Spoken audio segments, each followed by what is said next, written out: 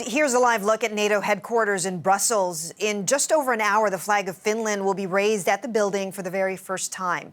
Finland is set to join the military alliance this morning, becoming the 31st member state. NATO foreign ministers, including Canadian Foreign Affairs Minister Melanie Joly, are meeting today in Brussels as well. Joly spoke to reporters last hour. Canada was the first country to ratify Finland and Sweden's accession.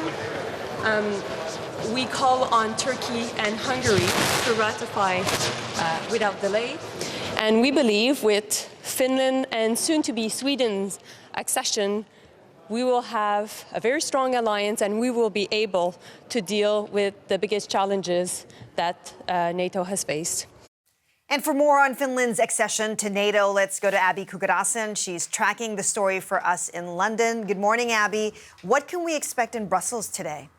Chris, an historic day, not only because it's the 74th anniversary of NATO, but because it's about to welcome Finland. The Finnish flag will be raised outside a NATO headquarters in Brussels. Again, as you mentioned, in just over an hour's time. Certainly a momentous day because Helsinki has long maintained a policy of non-alignment. But February 24th triggered a massive shift in public opinion. This is a country that shares a 1,300-kilometer plus border with Russia, and it watched the Kremlin launch a full-scale invasion of another sovereign neighbor. Now, most Finns want the collective protection of NATO through Article 5, which says an attack on one is an attack on all. I spoke with former Finnish Prime Minister Alexander Stubb, and he says Finland will also be an asset to the alliance.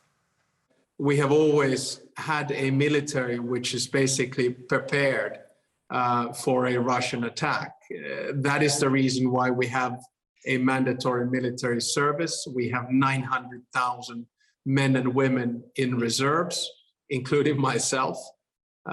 We have 280,000 men and women that we can mobilize in wartime. That's more than most, if not all, European countries.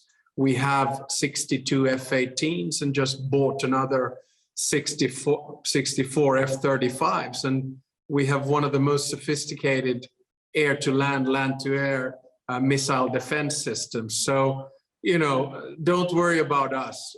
We'll protect you. And it's worth noting that Finland spends more than 2% of its GDP on defense. That's a NATO target that most member states, Chris, don't hit.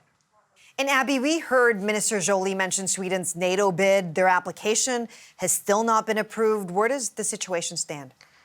You know, we know that all NATO members must ratify any candidate, and Turkey and Hungary, as Melanie Joly mentioned, there are the holdouts right now when it comes to Sweden. Ankara has been more vocal about its objections. Turkish President Recep Erdogan said that he wants Stockholm to extradite more than 100 Kurds, people he considers terrorists. Analysts say Erdogan's delay here is possibly linked to domestic politics, actually, that there's an election in Turkey next month, and he's looking to show his electorate that he's a strong leader. Stubb believes that Sweden's wait will soon be over.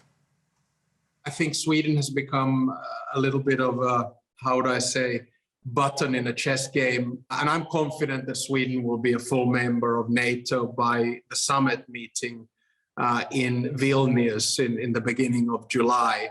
And I sort of jokingly tell my Swedish friends, whom I wanted to join with together, that listen, guys, you've been neutral for 200 years. You can wait another 2 months. He also said that Finland is an absolute heavyweight on land and in the air, but he said Sweden is a titan at sea, and Stockholm's entry into NATO would only further strengthen the alliance. NATO officials, including Jens Stoltenberg, have said in the past they expect Sweden to become a member of the alliance very soon, Chris. All right, Abby Kukarasen, thank you so much reporting for us from London.